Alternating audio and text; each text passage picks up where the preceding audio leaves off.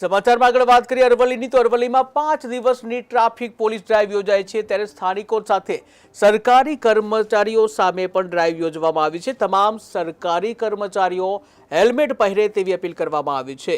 Traffic નિયમનો ભંગ કરનાર સામે કાર્યવાહી કરવામાં આવશે ત્યારે ટ્રાફિક પોલીસ સાથે આરટીઓ પણ એક્શન મોડમાં આવી છે। हेलमेट सेफ्टी ड्राइव पूरे गुजरात राज्य में चल रहा है।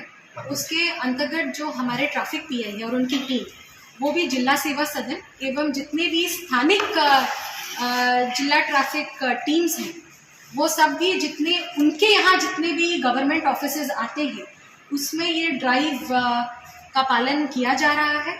इसकी माहिती हर रोज कंपाइल हो रही है और हर रोज उसका जो ट्रैक है वो ट्रैफिक पीआई पर्सनली रख रहे हैं। उसकी भी ड्राइव चल रही है और हर रोज इस ड्राइव के अंतर्गत काफी दंड दिया जाए। जो हेलमेट सेफ्टी ड्राइव पूरे गुजरात राज्य में चल रहा है, उसके अंतर्गत जो हमारे ट्रैफिक पीआई है और उनकी टीम, वो भी जिला सेवा सदन एवं जितने भी स्थानिक जिला